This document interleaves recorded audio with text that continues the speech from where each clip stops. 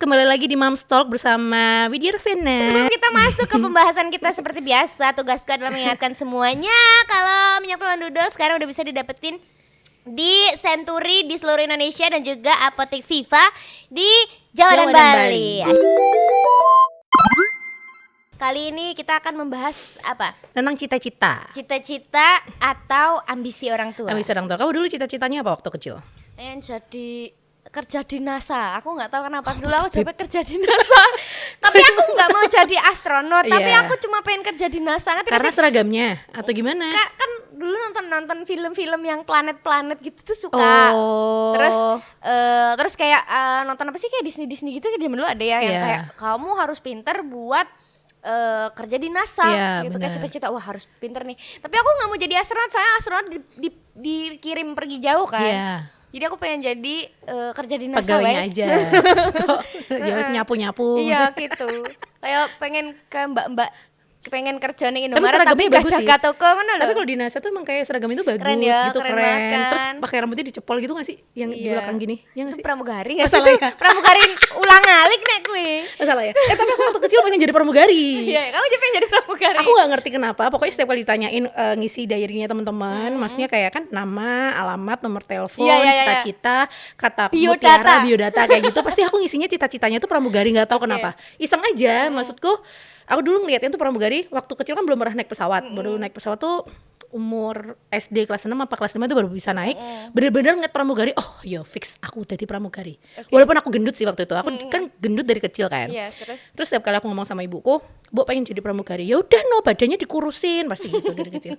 Terus bullying oleh ibu sendiri. Terus ya udah seiring berjalannya waktu tetap nggak bisa karena kan memang balik lagi yang kalau aku udah cita dari dulu, orang tua aku semuanya polisi, jadi memang anaknya tuh harus ngikutin jadi polisi kayak gitu. Ya.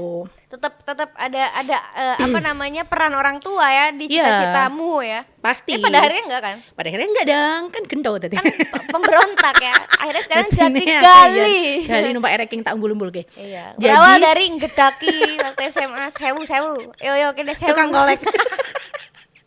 Terus jadi dulu ceritanya aku habis lulus SMA, itu tuh aku ditanyain mau kuliah apa mau daftar polisi. Aku jawab kuliah dong, karena kan teman-temanku keren semua ya. Maksudnya teman-temanku kuliah dong, kita kan mau ke UNS. Nggak ada yang sama kayak sama-sama pengen jadi polisi. Mungkin ada ya, cuma kayak beda ya 1001. Oke, mau ngapa tuh kayak kok daftar polisi ngono ya.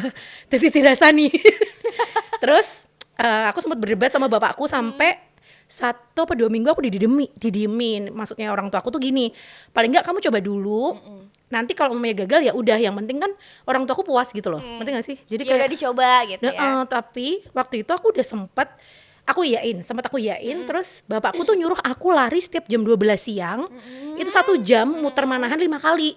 Bayangin kan? Aduh, kok jangan daftar polisi apa OTW metong.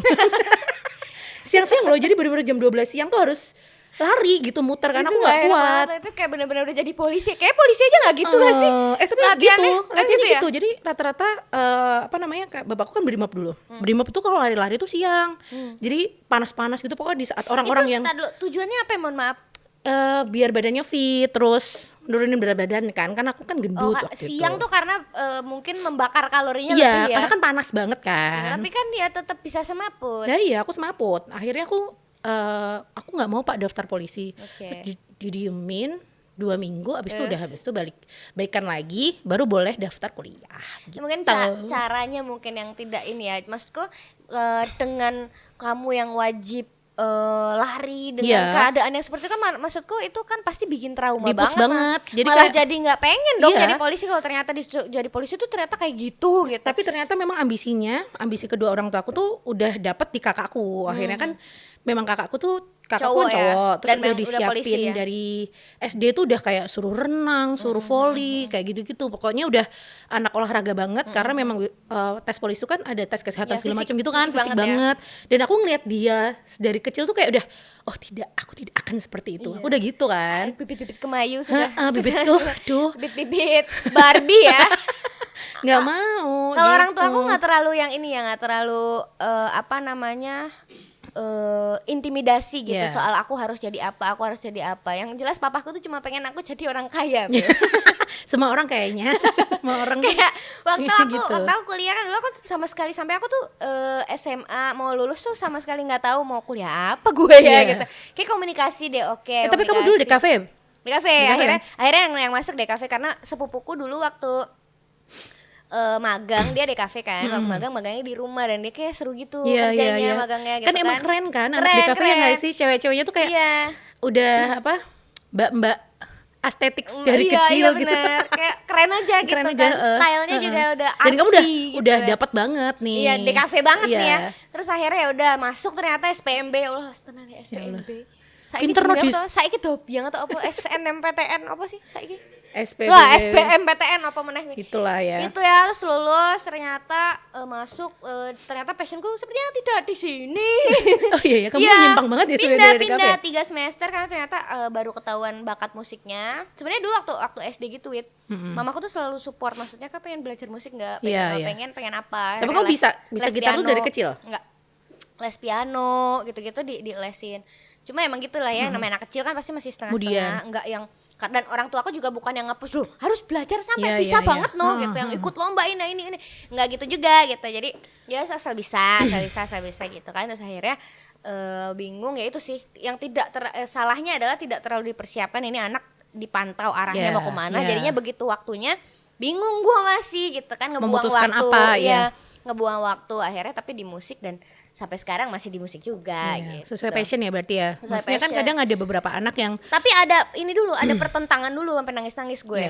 Karena itu coba deh mau pindah gitu kan. Aku bilang, "Mah, Pah, mau pindah ke etnomusikologi karena ya ampun, buang waktu gitu karena kan. harus mulai dari awal lagi. Iya, udah gini aja. Aku nanti ada manggung di Jakarta, waktu itu mainnya Delalah wit.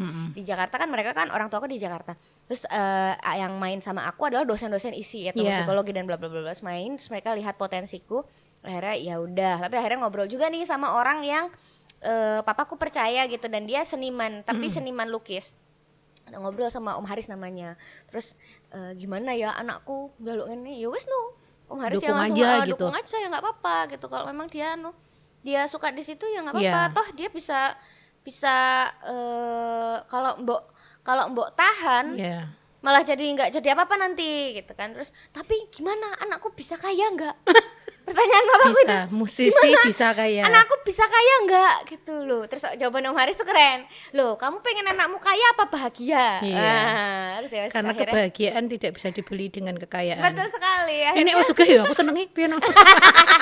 Ya, semoga aku menjadi orang kaya yang lebih OTW kaya. Kan masih OTW. Terus ya udah itu akhirnya, tapi aku bahagia aja ya karena bisa menjalani. Dan kamu menikmati juga gitu loh. Kadang kan memang sesuatu yang dipaksakan tuh kadang kayak nggak baik. Tapi mungkin nggak baiknya itu bisa kayak kakakku ya, mungkin dia dipaksakan dari kecil, tapi dia sendiri pun akhirnya mau gitu loh. Ketika dia sudah jadi polisi, oh ternyata gini ya.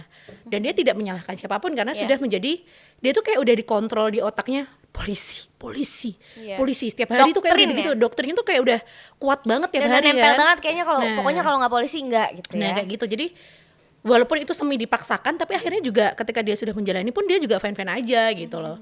Ya memang kita tidak pernah ngomong apa yang dipilih oleh orang tua itu adalah hal yang buruk ya.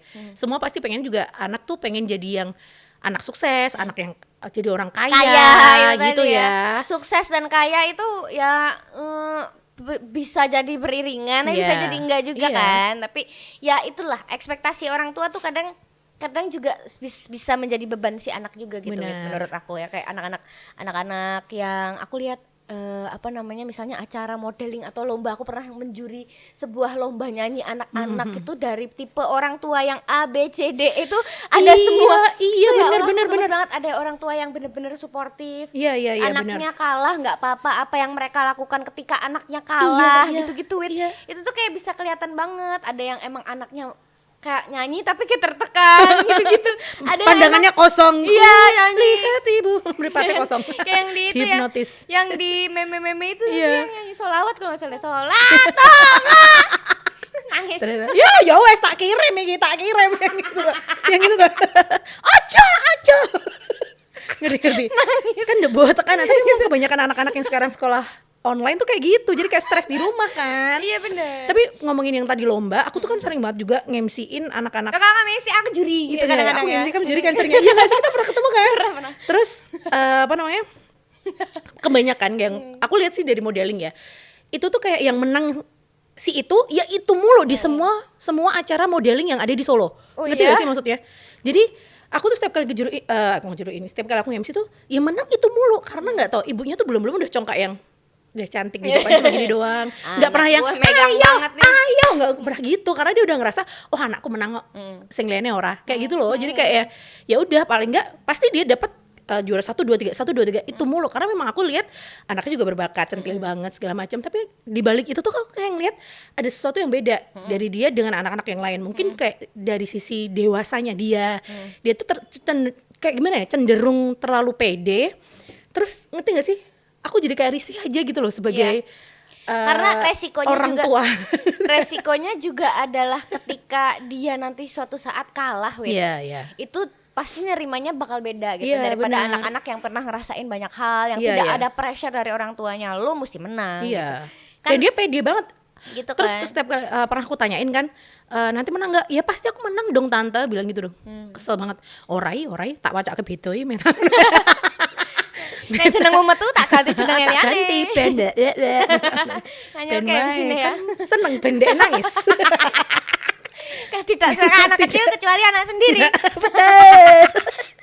Gitu. Jadi aku ngeliat memang dari orang tuanya sendiri pun sebenarnya juga dia suportif mendukung anak pasti, dan dia mungkin mengarahkan anakku memang harus selalu menang di setiap acara apapun. Memang dari bajunya aja udah total. Kadang tuh kayak ngelihat anak kecil yang belum pas dengan baju seusianya tuh risih nggak sih Dis? Jadi kayak bener-bener yang pendek-pendek terus kemben.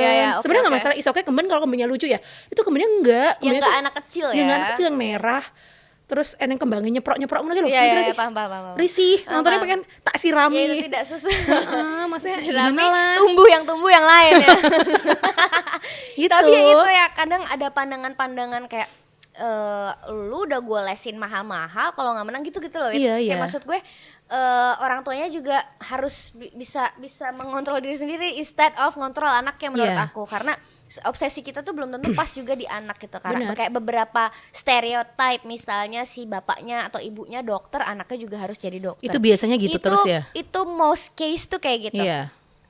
Yang bapak atau ibunya dokter biasanya anaknya juga harus jadi dokter. Seolah-olah ada keharusan, sebenarnya enggak gitu. Kadang-kadang si orang tuanya juga enggak mengharuskan itu gitu. Ada yang memang sesuai dengan cita-citanya sendiri karena emang mereka melihat bapaknya gimana, ibunya gimana, ketika jadi dokter kerjanya seseru apa. Merasa bapak ibunya adalah pahlawan yang bisa menyelamatkan nyawa orang lain gitu kan. Kalau dia taunya dengan cara itu kan kayaknya lebih ini ya, lebih kena gitu. Dan memang dari keinginan mereka sendiri. Jadi pertanyaannya kan adalah apakah cita-cita si anak ini benar-benar cita-citanya dari referensi mana, atau memang dari referensi yang cuma dikasih orang tua gitu.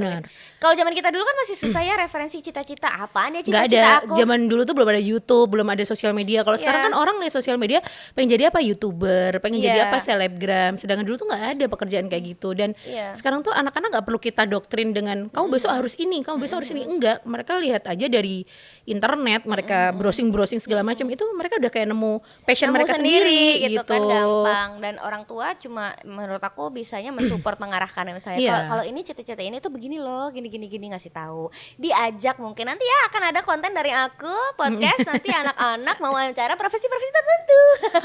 Oh iya, baru ya? Iya nanti ada konten baru. Tapi gitu, aku tuh pengennya sebenarnya memang mengenalkan ke anak gitu dengan cara mereka melihat langsung. Misalnya pemadam kebakaran gitu, ini kerjanya ngapain sih gitu, yang nganggur-nganggur aja kalau ada kebakaran gitu kan. Cuma nggak di situ, ternyata pemadam kebakaran tuh ternyata bisa loh menangkap hewan-hewan membantu berbahaya. Misalnya ke rumah kamu kemasukan ular atau tokek, bahkan itu kan juga bisa ya? Bisa. Oh serius? Iya, kayak di luar negeri dong. Kalau ada tokek atau ada kucing nyangkut di pohon gitu, itu kan mereka juga nyelamatin kan. Itu kayak gitu-gitu. Film-film dong, Dis. Ngasih Tapi di Indo bisa ya? Bisa. Aku baru ngerti. Bisa, beneran bisa. Terus ada misalnya profesi gitu, misalnya wirausaha, usaha gini aja kasih tahu ke anaknya gitu kan. Atau polisi misalnya.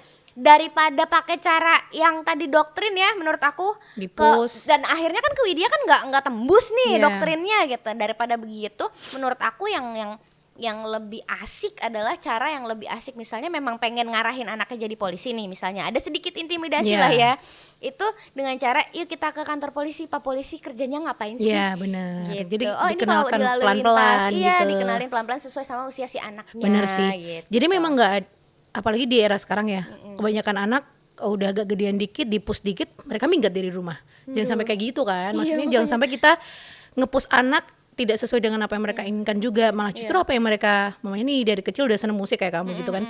Sebisa mungkin kita sebagai orang tua juga mendukung apa yang mereka inginkan, walaupun kadang mindset kita aduh jangan deh anakku mendingan karena musik misalnya dekat dengan yang ya hal-hal begitu negatif kayak gitu negatif, kan pasti kan ya semua pekerjaan kan ada positif negatifnya, makanya betul. sebisa mungkin dari kecil kita tanamkan gimana caranya anak kita tuh bisa ke arah yang positif seperti itu gitu. Terus apalagi ya Wit, kalau soal cara mengenalin kan begitu tuh, kayak ada banyak cara-cara yang lebih asik buat mengenalkan anak kepada profesi tertentu untuk mereka jadikan cita-cita gitu, tontonan-tontonan yang tepat. Iya benar, kasih mereka referensi bukan dengan memaksa sih. Kalau aku lebih prefer untuk jangan maksain lah, emang harus dilihat juga kan anaknya kan Wit. Dan pendampingan orang tua tuh menurutku paling penting sih. Sesibuk-sibuknya kita, ketika anak kita melihat sesuatu nih, kayak dia ngeliat YouTube apa segala macam, kita tuh harus ada di sampingnya. Jangan sampai kita yang lost aja, dia lihat apa tanpa kita kasih tahu ini tuh kayak gini loh Dek. Jadi kalau maunya kan nggak semua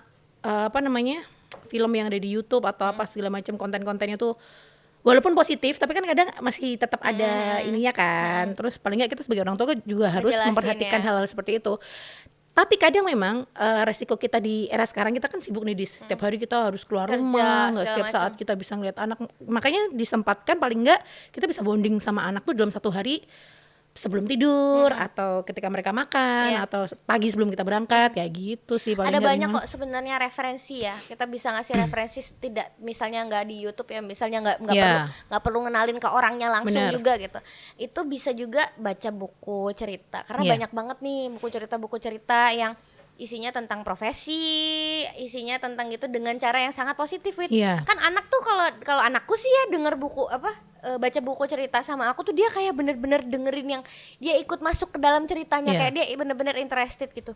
Jadi menurut aku di situ juga nih caranya masukin hal-hal positif gitu. Jadi kalau misalnya belajar berhitung setiap hari itu bisa bikin gini, ternyata nih ini si kakaknya ini gini nih gitu. Jadi jadi gitu ya Bu, besok Rumi juga ya gitu. Jadi kadang-kadang emang masuk nih ke dia lewat buku cerita. Itu kan juga bisa jadi jalur juga kan buat kita ngenalin anak. Kita bisa komunikatif dengan anak juga ya, itu paling penting juga. Maksudnya jangan sampai anak kita udah gede ntar dia nggak mau curhat sama kita. Sebenarnya dari kecil kita udah mengajarkan hal seperti itu, kita komunikatif, kita nyeritain cerita seperti ini. Terus kemarin aku sempat, aku abis nangis sama gitu ya, Gaya itu ngeliat Mami nangis ya, terus aku diusap gini, aku malah tambah berpesi saya. Terus iya Mami nangis soalnya lagi capek gitu, jangan capek-capek makanya, terus aku dipeluk kayak gitu. Itu kadang gemes banget ya. Oh my god, mau nangis. Tapi ya habis itu dia melakukan hal-hal seperti itu lagi, jadinya ya udah aku akhirnya nggak jadi nangis lagi, harus ngurus dia kan, karena dia udah nyebarin Lego segala macam. Itu kayak udah ya sih, aku harus back to my job. Ada beberapa gitu. mainan-mainan yang katanya itu stress reliever seperti pasir-pasir itu ya. Stress reliever untuk si anaknya. Habis itu ibunya yang stress beresinnya ya guys. Nggak jadi nangis, jadi kayak udah kelewat aja masa-masa nangisnya gitu loh. Tapi paling nggak kan dia juga care dengan kita, dengan kita menunjukkan emosi kita segala macam. Kita lagi happy, dia ikut Mami happy ya, dia gitu. Terus setiap kali dan dia megang ya? dia tuh ngaruh, dia megang adik gitu. Kan aku lagi mempersiapkan Gaya punya adik bentar lagi kan. Dan dari sekarang tuh dia udah kelihatan banget, bukan iri sih di sebenarnya, dia kayak sering marah, terus sering butuh perhatian lebih ya, perhatian dia lebih, takut, ada ketakutan mungkin ya. Tapi aku selalu menjelaskan ini tuh gini, jadi aku harus cerita terus tiap hari nih, harus mendoktrin dia perkara adik mulu nih tiap hari. Tapi paling enggak dia juga jadi tahu, dan dia menceritakan itu pun ke orang lain gitu loh. Aku punya adik, jadi nanti adik-adik di perut begitu keluar nanti bisa bubuk sama aku gitu. Paling enggak kan dia bisa menceritakan apa yang ada di dirinya. Jangan sampai kayak cita-cita seperti ini cuma dipendem doang sama anak sampai gede, terus akhirnya dia stres. Akhirnya kan ada nih tipe anak yang meledak, maunya dia dari kecil jarang banget sharing, ada sih ponakanku kayak gitu. Tiba-tiba bludos gitu Dia sampai satu titik dia marah sama orang tuanya tuh ditunjuk-tunjuk gitu loh, Dis, ngerti gak? Karena dia dari kecil tuh kayak udah di-push terus sama. Itu umur berapa tuh?